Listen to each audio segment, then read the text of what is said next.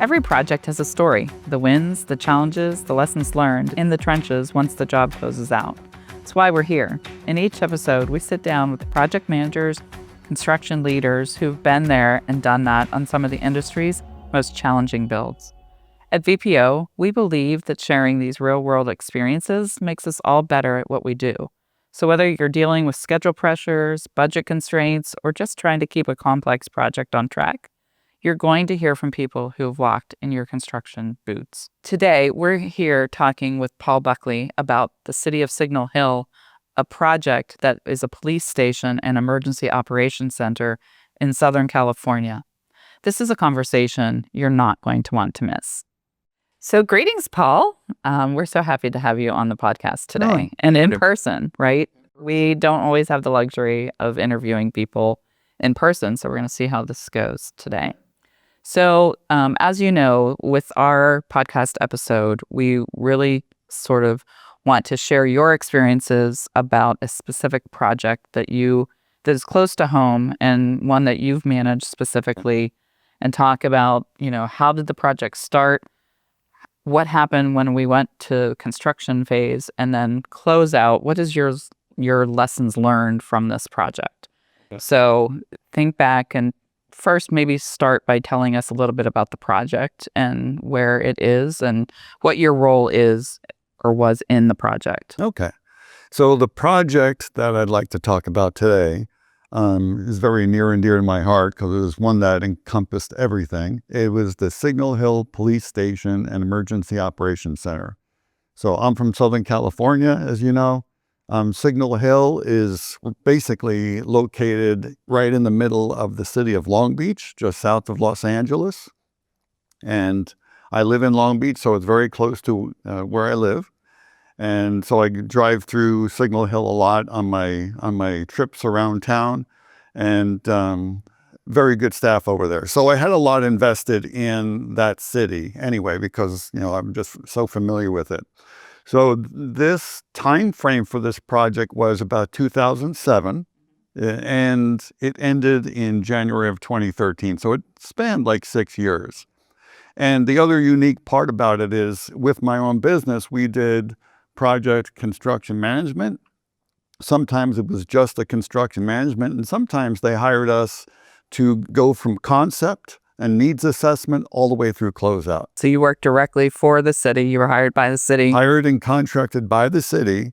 And at the time, they didn't even have a project site located, right? So there were several open lots, if you will, within the city, redevelopment locations and they asked, part of our contract and our tasking was, here are the available locations throughout the city.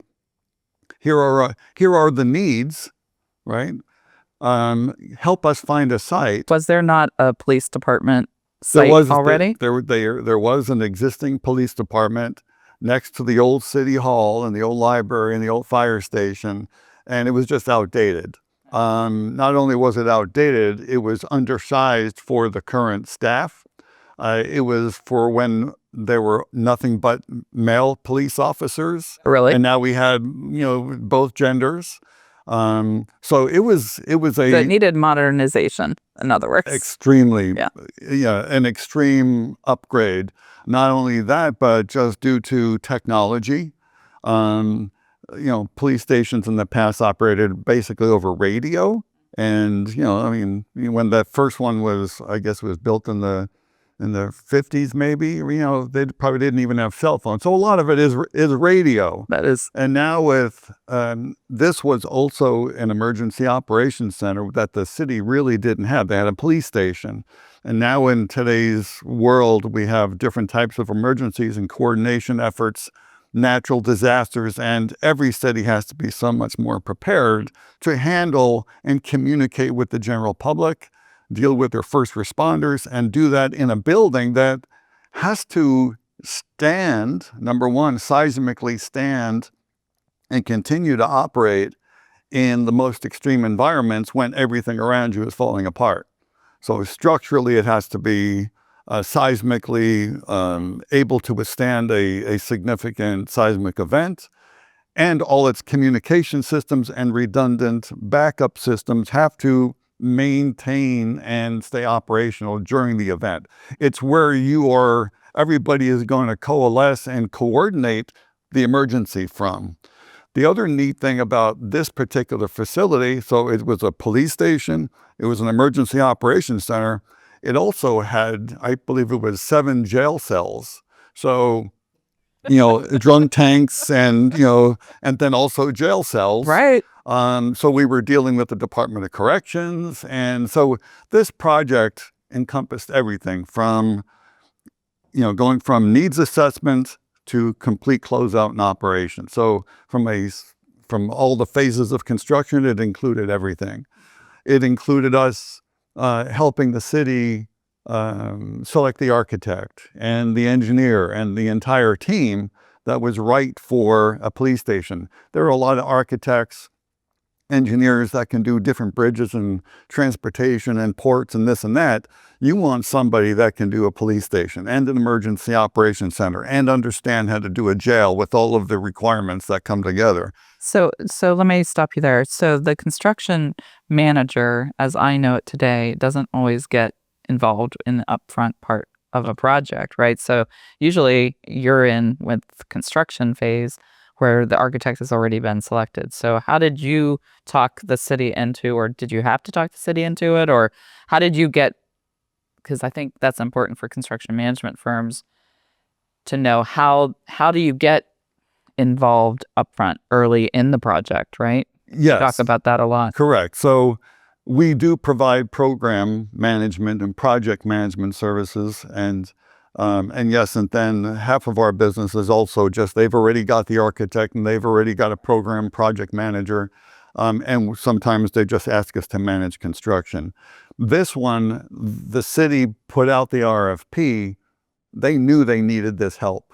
They did have, to be honest, they did have the architect selected, but that was it. But they hadn't done the work yet. They hadn't done the work. Started. They hadn't selected the site. Okay. So we ended up working with the architect that they had selected that specialized in doing emergency operations, police stations, etc. They had a portfolio. That was their specialty. Extremely important. It is.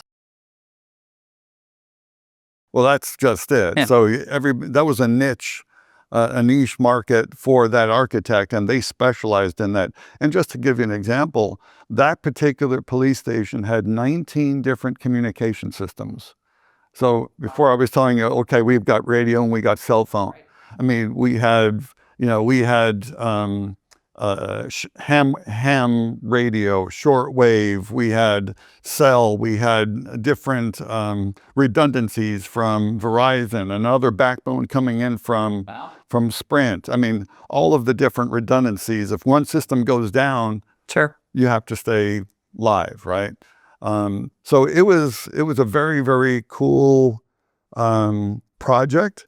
Was the community excited about it? Very excited. Because you work within the public sector, right? So you have to deal with the public a lot. You're taking taxpayers' money, or not you, but the city is, and building new things for the community. It was well received then by the community. Very well, because the mayor, city council, city manager, everybody that was there, this had been a long time in the planning stage.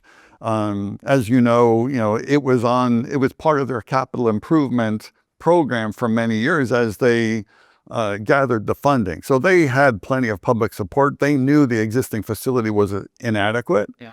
And that was part of the exciting thing was watching the excitement of the city, residents, and quite honestly, the mayor and council members used to come out to the site after construction workers would go home. They just wanted to walk around the site and see this vision come to life. So it was very exciting. It was an exciting project because I specialize in project and construction management. I had done other emergency operations centers, but they're all different. So on every project, I learned something, even though I've been doing this, 40 years. That's the cool thing about my job is I'm getting to manage different types of projects with different types of professionals with different expertise. So it was a very rewarding project. It was basically, well, I said from 2007 to 2013, it was probably 2 years in the design phase.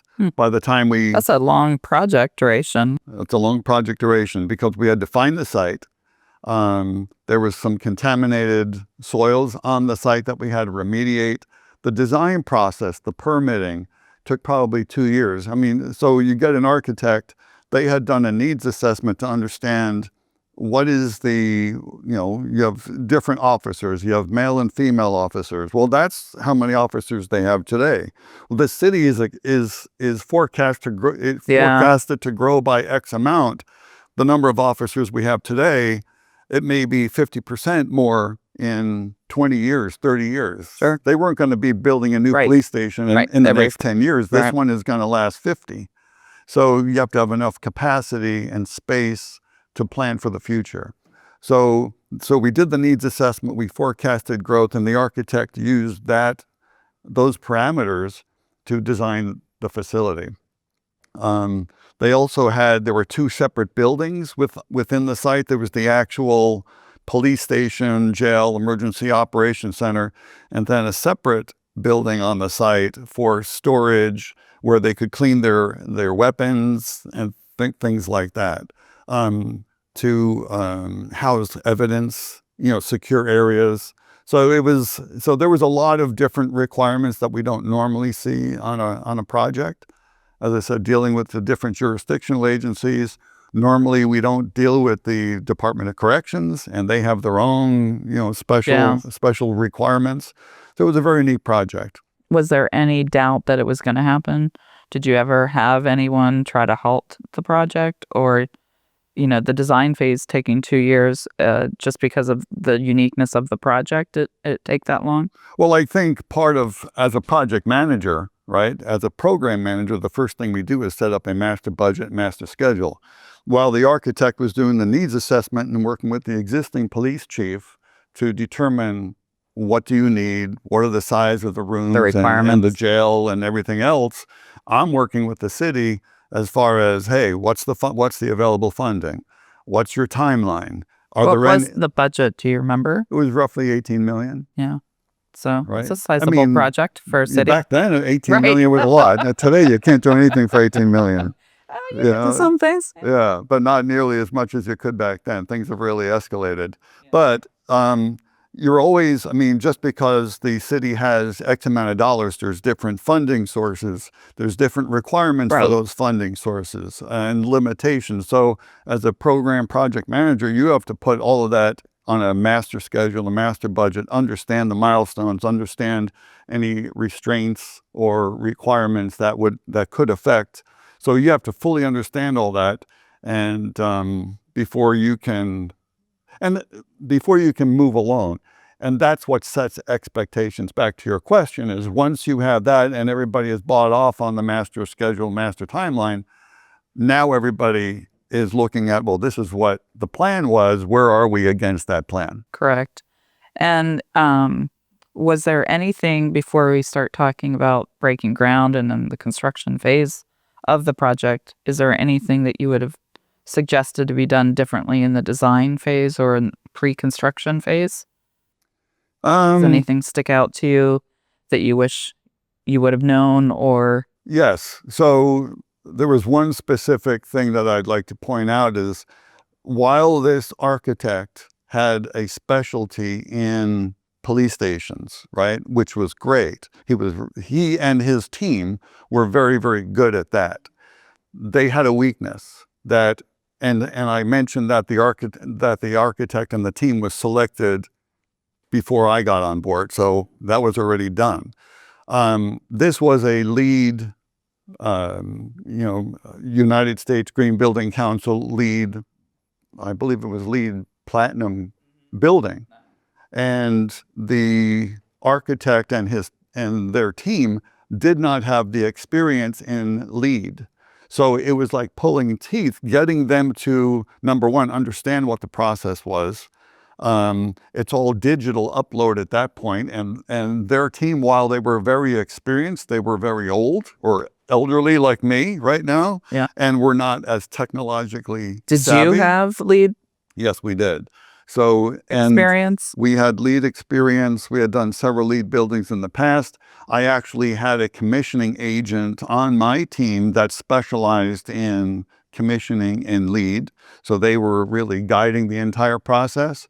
And it is a process. And that was a weakness of that particular team. So while they had the police station and they were good and the design of the building is fantastic. Yeah. But you said your question was, is there anything lessons learned? Yes. When you're selecting an engineer, an architect, make sure that, especially if you have sustainable goals that you want to reach. And that was being lead and sustainable was very, very important for the city and all of the council members. That was a big requirement. And the team they selected was not the best team for that reason. So I would have put in a requirement in selecting the architect that you have to have had experience doing this as well. Interesting. Okay, so design complete. What comes next? Right? Is basically going How out to did bid. you get the contract? Yeah, Procurement phase. So, and during the design phase or the pre-construction phase, we were determining the types of contract. And this happened to be a design bid build. That was already determined because the architect was already on board. Right. So that eliminated the opportunity to go design build or progressive design Was build. design build even a thing back then? It was, but it wasn't, I don't think the city charter allowed them to do that. Yeah. And then again, doing design build with, as a matter of fact, we did pre-qualify. So that was another unique thing to this project. We did pre-qualify the general contractor, even though it wasn't design build. We did go through a pre-qualification process, and there was a big lesson learned in that one. So what's typically involved with a pre-qualification process for a contractor? So a pre-qualification process is because it's public, we have to follow the public contract code, which means you're getting your lowest responsible bidder. Unlike in the private world where you can pick, whoever you like and whoever you personally think is going to, give you the best value. In the public contracting world, it's lowest responsible bidder. So it's very stringent. You have to follow a lot of rules. And with that design bid build, the way to increase your probability of hiring a successful contractor, you go out to the general construction world with a list of questions. Any of the interested parties have to fill out a questionnaire with their experience. Is it like a resume and a documentation? Yes. They have to provide documentation back to you as to what they've done similar. Exactly. Okay. Exactly. So we need to know their bonding capacity, let's see your litigation history. Are they typically honest, or do they have to be honest with They should the be, submission? yeah. I mean, we're right. Yes, for sure. How many, especially because this was a police station, we don't want a contractor doing, building their resume on the first. They might be great at libraries, right? Might be great at bridges, Stakes are higher. It's a different animal. So we wanted to know, hey, how many police stations have you done? But what about your financial capacity? What about do you ever question the amount of resources that they have? Absolutely. Yeah. So, and that is some of the things that my previous experience really helped. Had to write those questions. So I wanted to know, and with my past experience, a lot of contractors will do the bait and switch. They'll promise the A team, and the project starts, and you get the D team because the A team is on something else. So with this one we want to know who your team is. And if you get this, we need a commitment that the team that you are going to propose is the team that will start the project. And that you have to, if you want to switch out, let's say, the project superintendent or the project manager, you have to get the client's approval first. Yeah. And we want to see the resume of their replacement before you do. And that was all written into the contract of the successful contractor. But pre-qualification helps go from 25. You don't want to really get 25 bids, right? You want to take a pool of 50. It's a shortlist process. And the pre-qualification questionnaire has to help you create the shortlist. So that's a perfect term for it. But there's legally certain questions you can ask and certain questions you should not ask. And because the city attorney will have to defend any bid protest. So you really want to try to avoid a bid protest. So your pre-qualification process has to be done in a very methodical. A bid protest is what bidders will let's say it wasn't a fair bid. Right. So if you're on a timeline to get this project out to bid, to build, to start construction, and you finally selected a contractor and he was low by $500,000, but the bidder number 2 says, hey, he didn't fill out the right, or he doesn't have the right license, or that's a protest because, or I was disqualified from your pre-qualification list and I think I'm qualified. So now it throws the whole process out the window and you got to start back up. And that may take 3 months, it might take 6 months. So, and I'm glad you asked that, because in this particular instance, I put together this pre-qualification package. I sent it out to 25 different contractors, and they came back, and I whittled it down to 10, right? And then I put out again those 10, and it came back at like 7. But in that process of whittling it down from like 12 to 7, before I don't make the decision, I go to the city attorney and say, this is where I'm going. You're going to have to defend anybody that, has a potential protest. Are you okay with my selection or my elimination of these? I brought it to the city attorney, and he says, why'd you eliminate this one? And I said, well, one of the questions is litigation history, right? And the average out of the different packages, out of the 25, was like 3 to 5. The contractor that I eliminated had 75. Oh. So there was a clear discrepancy between the average number of lawsuits that a contractor has with either their clients or the subcontractors or suppliers. I mean, it was litigation history across the board, right? Wow. And this particular contractor, and I'm not going to mention their name at all, it was like 15 times the average. Wow. And it was a big red flag. How did they win any work? Well, I mean, Nobody asks. But I went to the city attorney and said, that's why I eliminated them. Yes, they have done police defendable. stations. They did have police stations, and they seemed to meet all the other criteria, but that was a red flag for me. Yeah. They appeared to be a very litigious contractor. And the city attorney said to me, do you know the disposition of each one of those lawsuits? And I said, no. He says, then you have to allow them. Okay. We allowed them. Guess who got the contract? Because they were the lowest bidder. They were the lowest bidder. Oh, shoot. Right? And the project... And you couldn't do anything about it, right? I couldn't do anything about it. And we treated them just like we did. So you could have... And the project defaulted. They abandoned the project. And it ended up in a lawsuit. We'll probably get into that later on in this discussion.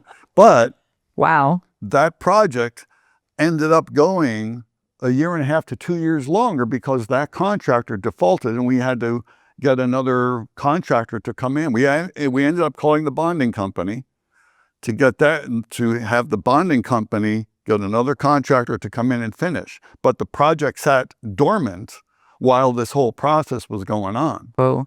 So that was the importance. If the city attorney, I don't want to say it was the city attorney's fault. It wasn't. Yeah.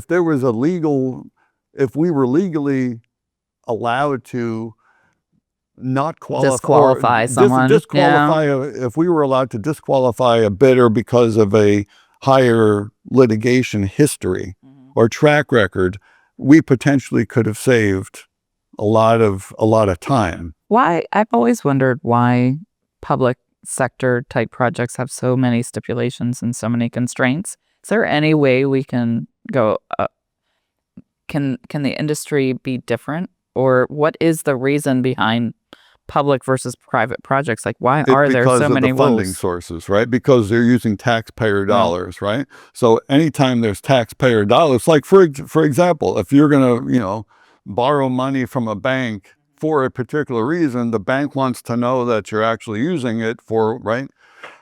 Where if you're self-funding, you can give it to your friend, you can give it to your brother, you can give it to your mother. But why is it that, the lowest bidder always wins? Because Because that they're caused a lot of issues for you, right? it does. And But to the taxpayer, right? To Joe taxpayer, that is likely to be the best value, it's in theory. And instead of, well, I mean, the other way can be a bad thing too, right? yeah. So if I don't have to go through the public process, there is a lot of fraud and abuse out there. And that's why, you have all these watchdogs, because you would see a lot of abuse. And there is on the private side. There's a lot of abuse anyway on the public side. It would be 10 times worse if you didn't have those public contracting codes in place. So let's say day one, construction starts, you break ground, right? And you have the contractor that won ready to go. How long did they actually work until they stopped? And what was their reasoning behind stopping? It was several months. So, Okay. and with my experience, we could see this coming. How? Like, All right. So tell me a little bit about yes, how. I will.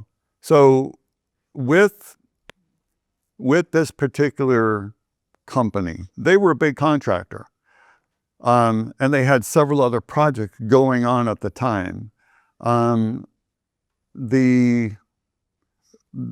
There were newspaper articles that had been published in local papers about some of the issues this contractor was having on some of these other college campuses. They were doing big projects. Like what kind of an issue? What would be an issue? Running over. It led us to believe Not that meeting timeline. it led us to believe that they were having financial troubles. Okay. Right.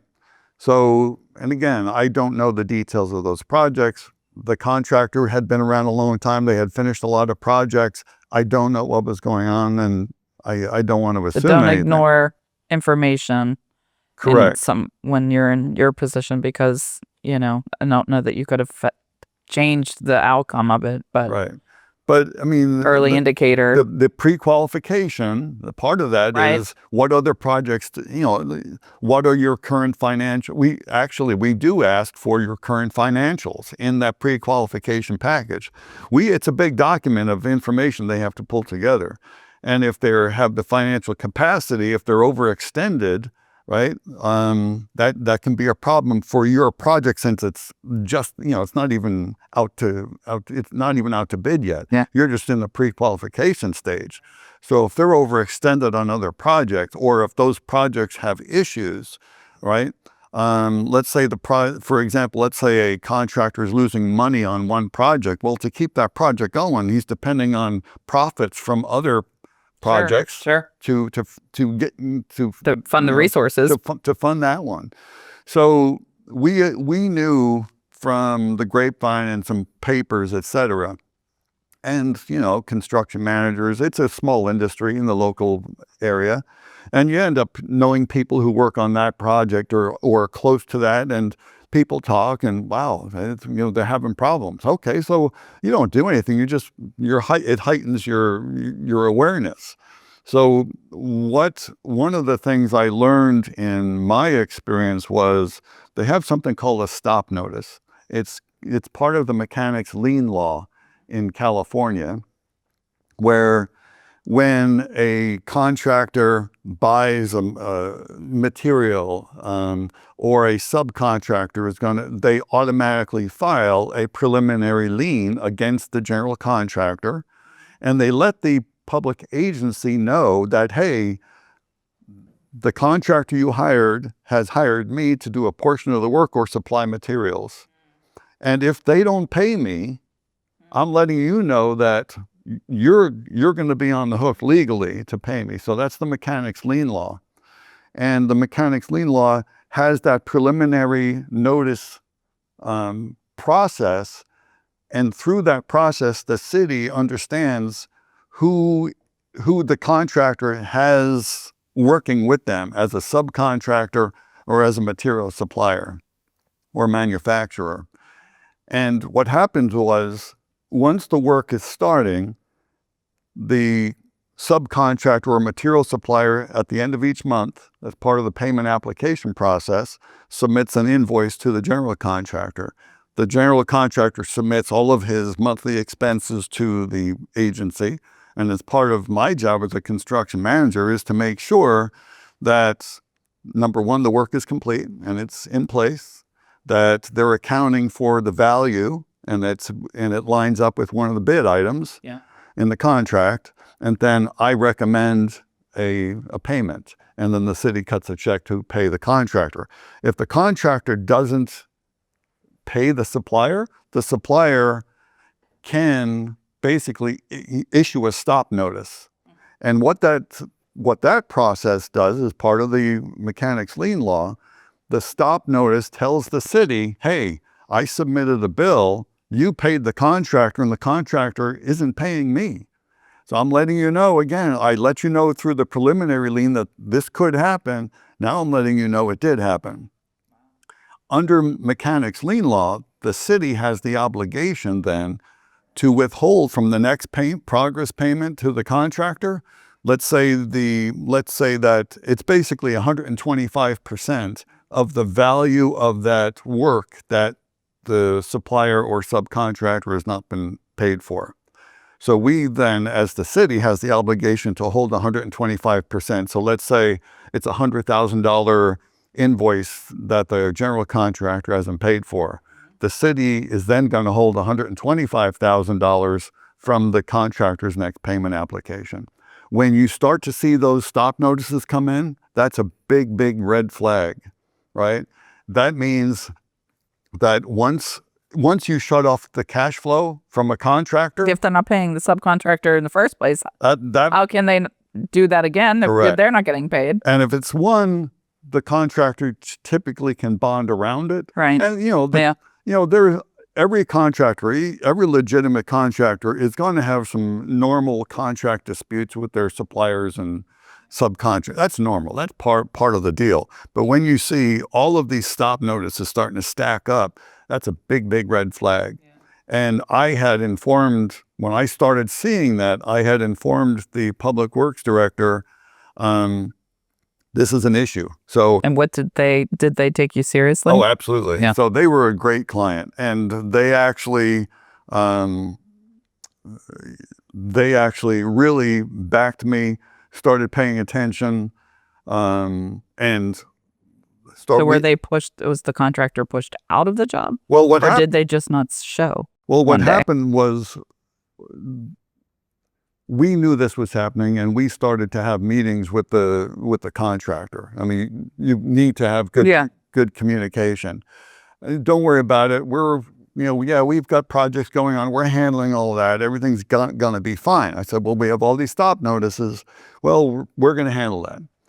And it got to the point where I recommended to my client, the city, that, you know what, this is something the bonding company should know, because sometimes the bonding company can front some money to a general contractor to release the cash flow, right, and get everything going again. So the city and the city attorney agreed with me, and they ended up drafting a letter to the contractor's bonding company. The bonding company seemed surprised that this was going on. And then all of a sudden, one day we came to work and nobody was there. Wow. And it turns out that this particular contractor had walked off several jobs the same day. So there were, So it just wasn't you. No, it wasn't. It was an issue. Did they go bankrupt? They did. Yeah. Okay. But I mean, and so it turns out we found out that there were 5 other projects that they abandoned 5 projects that day. So we immediately found out, we locked, the first thing you do is lock down the site and you document the heck out of the condition of everything that, this happened today. Here are the conditions. This is what's been done. This is what's not, still yet to complete. You're now engaged with the bonding company because because that's what they're there for. The performance and payment bond is to pay all of the stop notices and all the subs and suppliers that hadn't been paid. And your performance bond is, hey, if the original contractor didn't perform, the bonding company has the obligation to hire another contractor to come in and finish the work. They needed time to engage, number one, to come out and verify the condition, do their own estimate as to what it's going to take to finish, hire or get another contractor with the expertise that has police station experience. Did you go back to your original shortlist? No, we at that point, the bonding company has the obligation. Sure. So, and they have contractors that they work with, and they negotiate whatever the completion price is with their company, and we're still operating under the same contract. And that was a very interesting process, but everything was locked down that day. And how did you feel? What was that like when you just showed up? It's the only time in my career that ever happened. So it was, you're going into territory that you've never been into before, but you follow your same standards. You follow everything you've been taught, right? That's why we have mechanics lien laws, and that's why it's so important to follow the protocols of each one of those laws to the letter. And a lot of construction managers don't track the preliminary liens, and I mean, because that might have been like the only time in my career that ever happened. So like a lot of construction managers might get lazy and say, we don't need to track that, or the city handles that. Well, guess what? When the stuff hits the fan, right? The city is saying, you're my expert. You're the project manager. You're the construction manager. What do we do now? What do we do? What do you recommend? Right. You better know. And how did you prepare a response to that? You work, number one, it's so important, and this is something that I think a lot of project construction managers miss, is that I don't have any authority. I am their agent. So you have to say, and no matter what I say, the client has the ability to say, no, we're going to do it our way, or we have this other expert. So I sat down with my client and the attorneys for the city and the engineers and architects and our team, and what does the law say? Where are we at? Are we all in agreement? How much money is owed? How much money has the city paid? How much are we in arrears? The good thing about this project was the contractor, before they walked off, they were inflating their progress payment requests, trying to get us to pay more money. Sure, but not than what was actually completed. Yeah. And value earned. And we were very, very strict about that. And that saved our butts because we had not overpaid. If you overpay and the contractor walks off the job, you lost whatever value you overpaid. That money is gone. You're never getting it back. So we had a cost-loaded and resource-loaded schedule, and we tracked that to the letter. Wow. And a lot of construction managers, and not just construction managers, a lot of owners don't understand the value of risk mitigation, or how to use cost-loaded and resource-loaded schedules to audit the job site, the condition of the work, the value of work completed. And that is a huge risk mitigation tool. So it was a cool project. So how did the rest of the construction, how did the new contractor do? How they came in from the bonding company? Anything interesting happened there? Yeah, the bonding company is working for the the completion contractor is beholden to the bonding company, not to me and not to the city. They have a job, and their tasking is get this job done as cheap as possible. So how do you, as a construction manager, or owner's rep, really keep making sure they're doing their job? They're still beholden to the original Contract. terms of the contract. And now you're dealing with a completely new set of contractors People, and a lot of it was why it was so important to verify the conditions at the time the original contractor abandoned the project, because that was still, hey, that's not in our scope. Hey, that's the way your contractor left it. So Yeah. guess what? It is. Yeah. So it was. Any other surprises come up through construction? Certainly not like that at that level. But anything else that you can think of that? I mean, the project had its own. Even without that, the project had its own challenges. There was contaminated soil, and with that we knew about, and we had done soil borings before. The first task on the site was to clean up the site, right? Because in Signal Hill, if you look at any old photos of Signal Hill back in the 20s and 30s, nothing but oil derricks. So there was a lot of oil in the ground, and with the environmental regulations back then, there was a lot of oil spills, and it just sat there. So this was one of those old sites. And we had done geotechnical borings, but you get to see what's in the ground at those locations. So when we went to clean it up, it was more extensive than what we had anticipated. So that was a challenge. And when you're doing the site required over excavation for the seismic reasoning and because of the soil. So we had to dig down deeper than what we would normally dig to get out the old soil, recompact that. So tracking the earthwork was a challenge. And there were some other challenges. We were dealing with, again, the Department of Corrections. We're dealing with fire just because of the type of project being a police station. And you can't get things wrong when it comes to law and order. It is so strict, and you have to make sure that the general contractor said they were qualified, but the subcontractors and the material suppliers and how often do you order a jail door? Right. So all of those things, sometimes your subcontractors don't have the experience installing critical components like that. So it required an extra some extra attention for the inspectors to make sure that we were not only doing it right, but the quality of the work was done correctly. What do you think is the best skill a construction manager can bring to the table to keep the project moving? Experience. But if they don't have experience?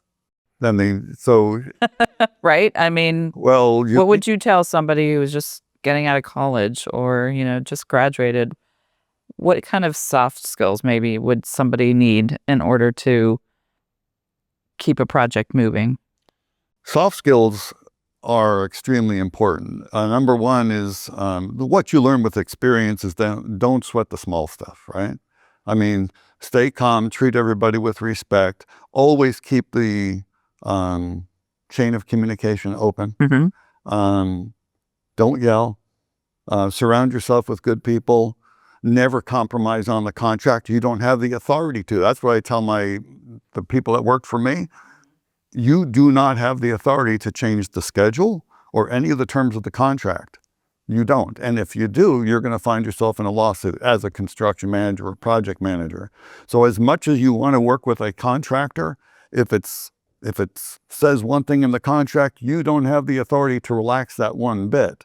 So you need to, number one, work with your professionals, work with the city or the city attorney. If everybody feels a contract or any of the terms of the contract should be relaxed, it needs to be handled in a change order, and go through the process. The processes that we follow, which are based on the standards of the industry, are there for a reason, and they're developed over decades and decades of lessons learned from previous projects. So my advice to some of the younger employees is, number one, work under somebody who is trustworthy and has a lot of experience. Get involved with the Construction Management Association of America, where you can surround yourself with those mentors, as well as learn the standards of operation, what you should be doing, and then continue to educate yourself. But more importantly, the soft skills. You don't get anything by yelling at somebody, right? You know, treat them with respect. I mean, I'm absolutely certain that there were people that were lying right to my face, and I've had. How do you deal with that? I've So had keep contractors. calm and collective, right? It's hard. Yeah. Sometimes it's very hard. I've had contractors standing in front of me calling my mother everything in the book, and it's very hard. But a lot of times they're trying to get you to take a swing at them so that they can have you thrown off the project. Wow.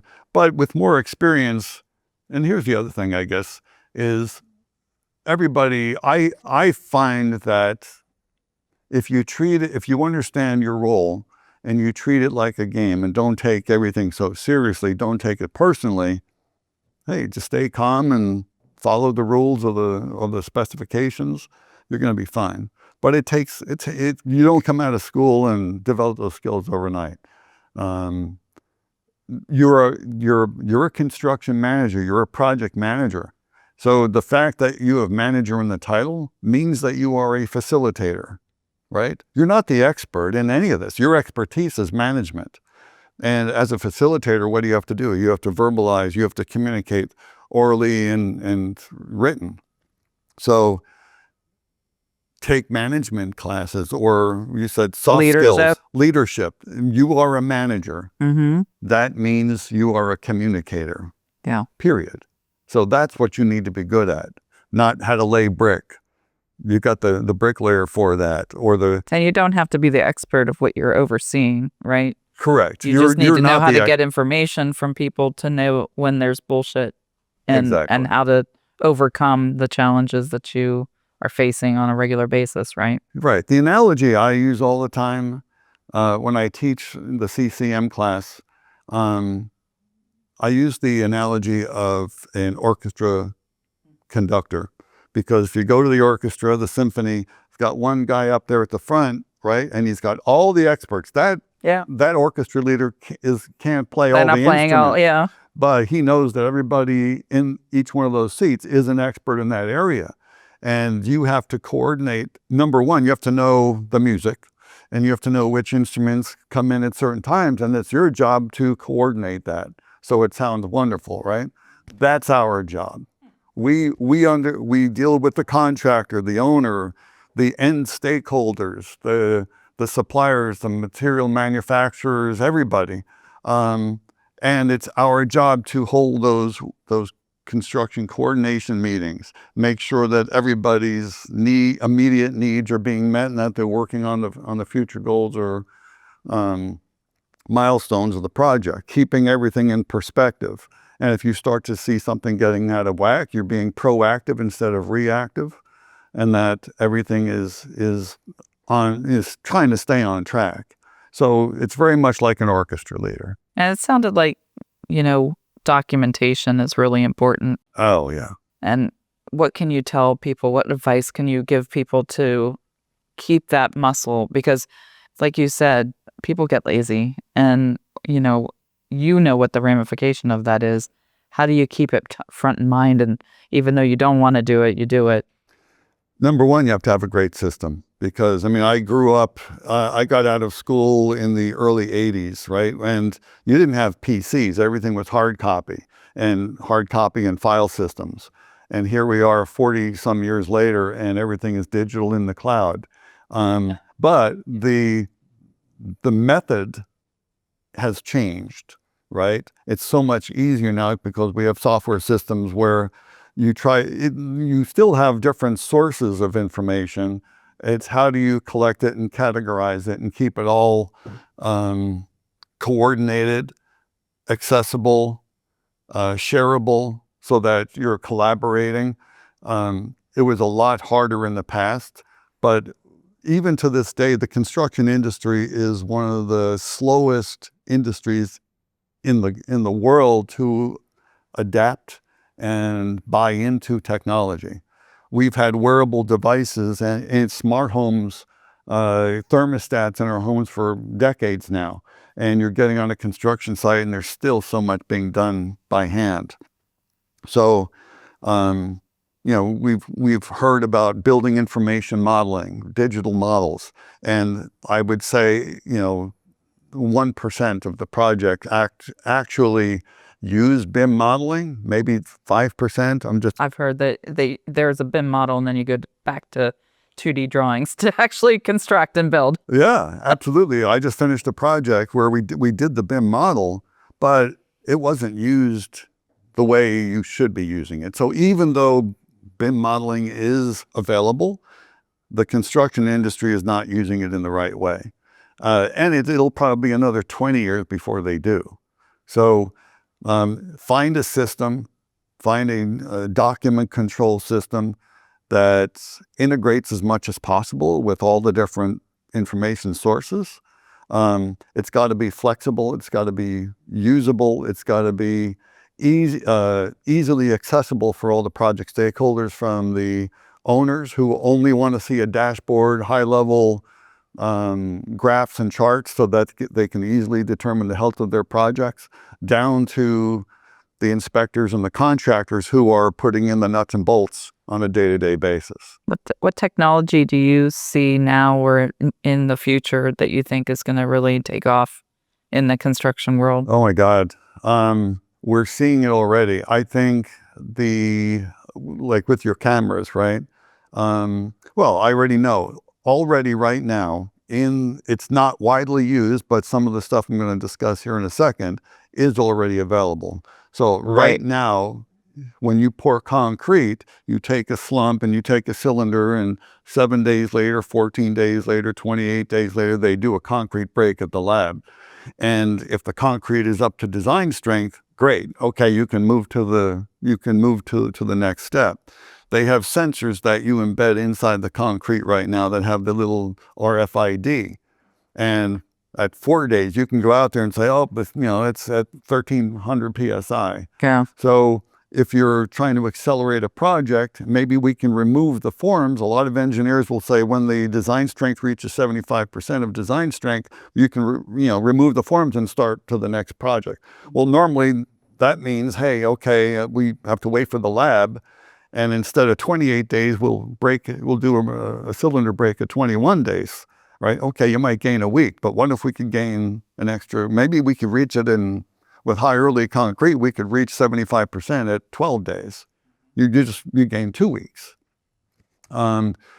High-speed cameras. So we do a whole month's worth of construction, and then we go out and we count the number of bricks laid and concrete poured, and we do a cost estimate, and that rolls up into your payment application. Well, they already have high-speed cameras, right, that are automatically capturing at the end of every day or in real time the work that is being done. It is linking to your payment application and your quantities and your BIM model. If you have the capability to update your as-built as it is getting built, and high-speed cameras with hard hat with your with your QR code. Paul Buckley, he's a carpenter. He was on the site. He came through the gates at 7:05 in the morning.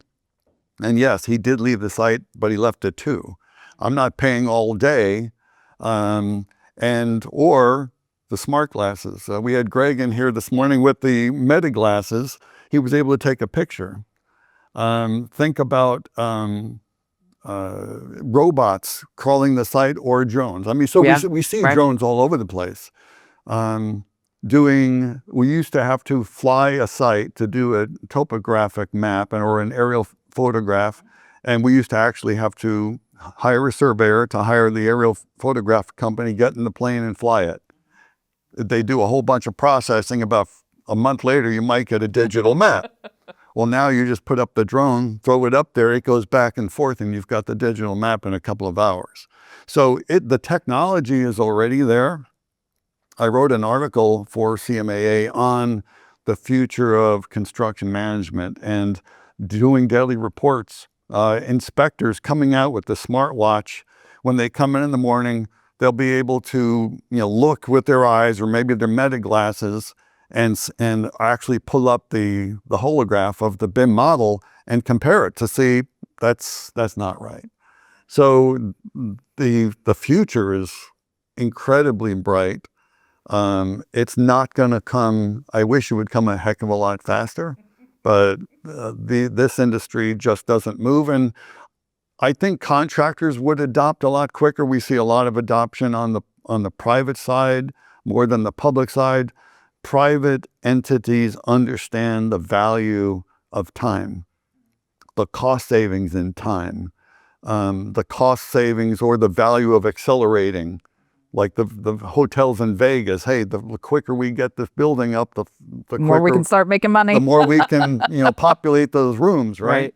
So that's extremely cool. On the public side, they're so slow. We all know how slow, all sorts of, the larger the government entity, the slower they move. There's a lot more at stake, obviously. And it's public money. There's a lot more oversight. A lot more, that means there has to be a lot more justification. There's a lot more skepticism, right, by use of taxpayer dollars. But so that's why a lot of the investment in changing systems wholesale throughout an organization is very expensive, and there's a lot more skepticism around that.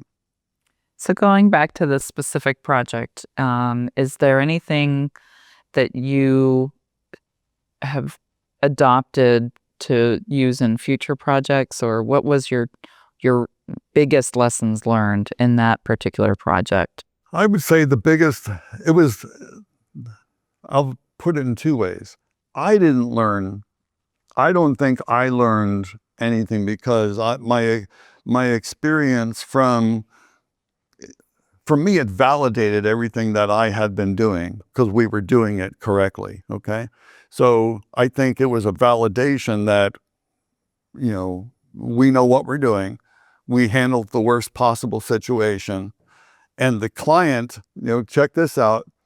The project normally, if you were to say, hey, the project is going to take 24 months to construct and it ended up taking 36 months, usually the client is like, you did a terrible job. We didn't finish. The client raves about us because they understood what we went through. Even though the project finished 12 months or whatever it was later, it didn't cost them an extra dime. Because we did things right. We had the documentation to prove and defend the owner's position throughout one of the worst scenarios that could have happened. And they got a great facility that is going to serve them very well into the future. So they knew that they picked the right project manager and that we had the right team when we did things correctly. The lesson was, I always told my employees, you don't learn anything on the good projects. You don't, right? You don't know whether you're doing it right or wrong. You had a great contractor. Sure. You learn everything from the bad projects. And a lot of my former employees who were on that project, they came back and said, I remember you telling me that, and we learned a ton on that one. And they're all very good, they're all 20 years older than now, or 10 years. And they're all doing great. And they all have, all of those experiences are for every project they're currently managing, they're now watching their perspective, right? Is a little different now because they're watching for things that have actually come down the road at them. Now they recognize the potential, where before they're just fat, dumb, and happy going down the road because everything works, right? So. All right. So our question that we ask all of our guests on our podcast. So now we're looking across your career. right? So if you could go back to the beginning of your career and give yourself one piece of advice based on everything you've learned, not just from this project, but your entire journey, what would it be? I'd say you'll never be an expert in anything. Concentrate on the soft skills. You're a manager. When you get out of engineering, you're in an engineering school or construction management, and it's all about taking quantities or doing the formula. And I think, let me actually say it this way, because it applies to advice I give to a lot of young people I see today in all industries, whether it's accounting or whether it's in construction or whatever. Whatever we go to school for is not what you're going to be doing 5 years down the road, because what you go to school for, as I said, there's formulas or there's accounting activities or whatever you're going to do. No matter what industry, for the most part, okay, doctors and some other are different, but for the most part, after about 5 to 7 years in the industry, you're now going to be asked to manage those coming out of school behind you. And the more experience and the more responsibility you take on, you're going to need better management skills and soft skills. You will be a manager in all those different industries. And again, to manage means to communicate. So Sounds like communication has been your overall theme and advice and what your career is all about. And not only that, but when you move up in any company and you expect to be paid more money, nobody's going to pay you more money unless you take on more responsibility. And in my industry, that means not only running projects and managing multiple projects with multiple teams, but also helping win new work, which means client relations, writing proposals, forecasting for the future, looking at the business as a business and how to keep the business growing and making a profit, right? So all of those things, the further you get into your career, the less you're concentrating on the things you learned in school. It becomes about management, becomes about business, and it's really... I heard you say writing a couple of times, and I didn't really pick it out. And it's not what we see on the text. It's right. Right. Yeah. But communication is verbal and written. Right. And here's the other thing too. I don't think kids today know how to write in some respects, or learn how to really write or put emphasis on it. I want to go back to that question. That's like, okay, the one thing I'm most proud of in my career is, I'd say, my word, my integrity, reputation, and my reputation, and that comes from the ethics and integrity. It surprised me how many people will try to stretch the truth, lie, whatever you want to call it, if it works for them, and think that it's okay because it's part of business, where you wouldn't treat your family like that, or your best friend. So if you can't, your reputation is all you have. And after my career, I can honestly tell you that's probably the one thing I'm most proud of, because I owned my own construction management company, and I knew that my clients, they knew they could come to me, and if I told them this is what was happening, or they would have that person running a project, they knew they would get that, and they would call me constantly. So that is probably... And transparency, right? Transparency, being honest and open. Figuring out, here's the situation now, how do we improve it before it gets worse? Even if you have to deliver bad news, be honest and open about it. Right? And if you operate with honesty and integrity, you'll never have a reason to hide anything, right? Especially if you're trying to do your best, and that shows in your work. Great. Well, thank you so much, Paul. You're welcome. That was a great session. So thank you so much, Paul. You're welcome. Your experience and expertise and sharing with the rest of the world and the community is really important. And I know that you're a teacher, you're a friend, you're a good project manager, and really appreciate you taking the time out of your day to spend with us in person even, and share your experience with us Thank and our you. audience. Thanks for having me. Great to be here. Thanks to Paul Buckley for sharing his insights and war stories from the Signal Hill Police Department project. These are exactly the kinds of lessons that makes the whole industry stronger. If you're working on a complex project right now, you know how valuable it is to learn from someone who's been through it before. If you found value in today's conversation, make sure to subscribe and share this episode with somebody who could use these insights. Until next time, keep building, keep learning, and remember, every closeout is just the beginning of the next great project.